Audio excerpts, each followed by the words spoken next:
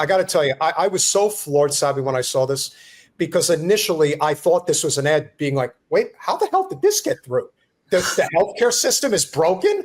We're an unhealthy oh my God. Is RFK in charge already? What the hell's going on here? And then we're reminded that we are the only developed nation on earth that has a for-profit health system. Here we go. Obesity is America's deadliest epidemic. This is America. 74% of us are overweight, and obesity leads to 500,000 deaths each year. Why, you just have to stop eating, Jimmy. This is America. Something's broken, and it's not our bodies. It's the system.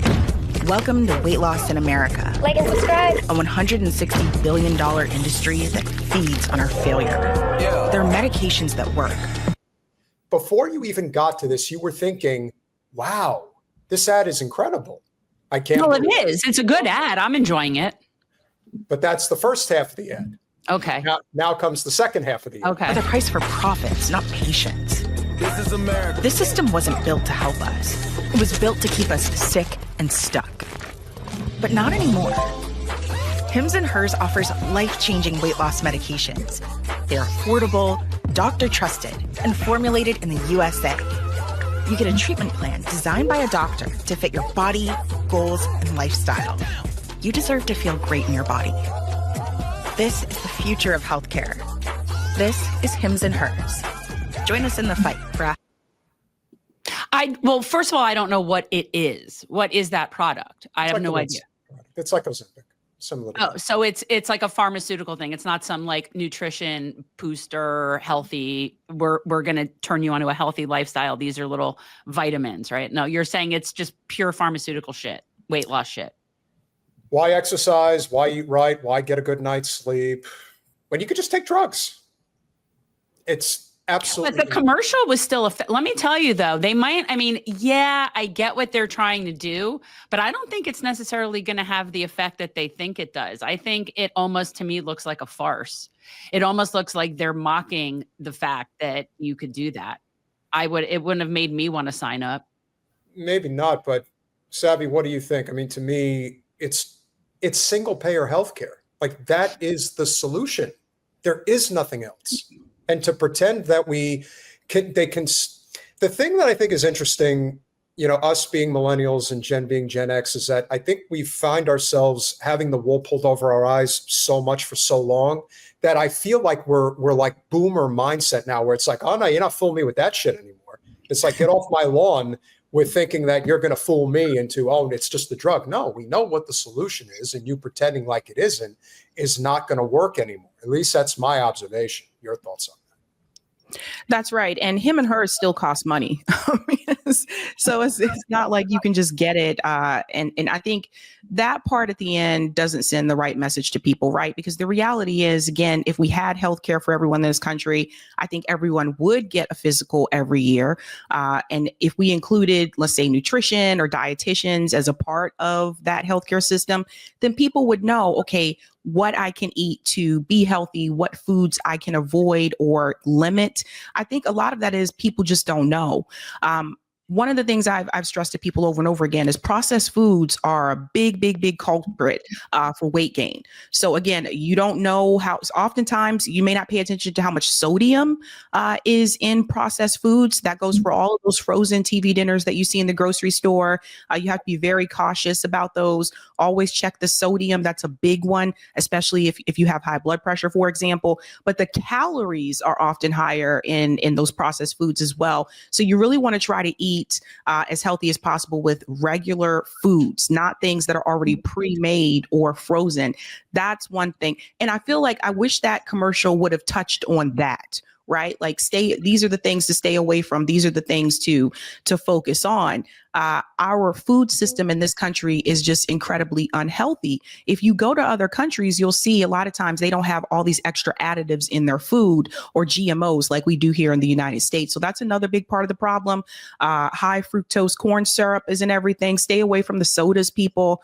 I haven't had soda in years. But that's another one. A lot of people grab soda. That's empty calories. So it's those types of things. And I think if you get the opportunity to travel to other countries, you'll see how much differently they usually eat. Yeah, Just- we talk about it a lot. We talk about that a lot here. And I would never recommend necessarily how I eat to people. But the processed foods is a huge problem.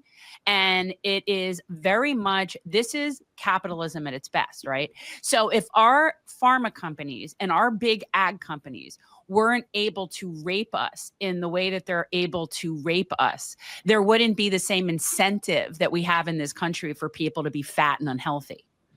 So this is part of the problem. Like, they can't get away with that in other countries. It's not that we don't know better. It's that they own our people. So they're obviously able to buy that system. And the big ag people and the big pharma people are in fact the same people.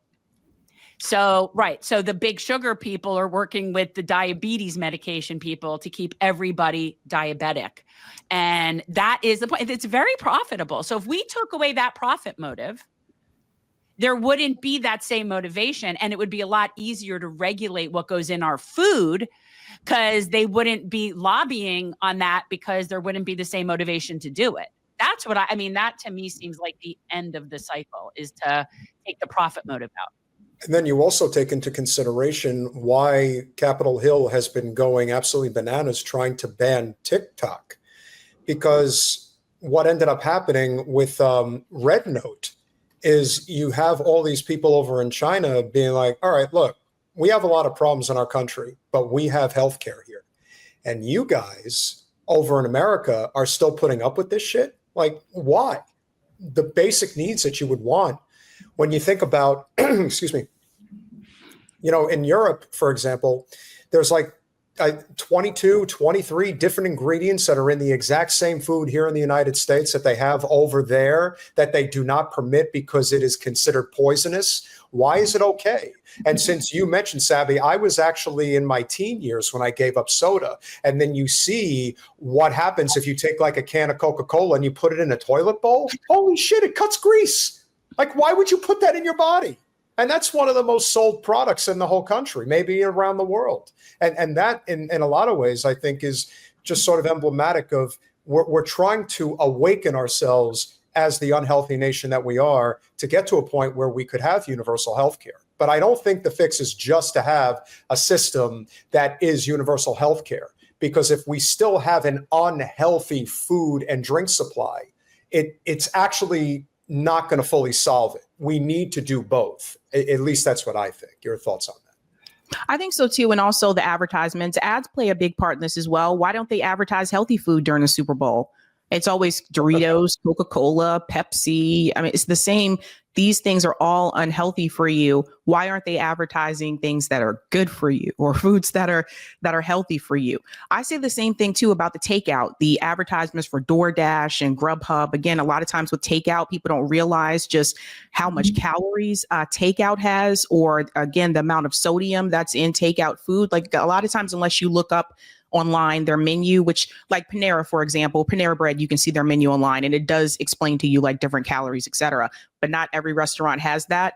So a lot of times you may get like, I don't know, like a bowl or like a warm bowl. Sweet Green is another one I would warn people about.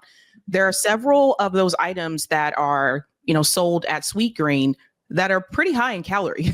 and Sweet Green looks very healthy. But if you don't look at the menu breakdown, you may not realize that that steak bowl that you just got from Sweet Green, that looks somewhat healthy, is actually over 860 calories. It's things like that. So this is why I try to like tell people, try to avoid takeout as much as possible. You really are better off when you're cooking at home. At home. Exactly.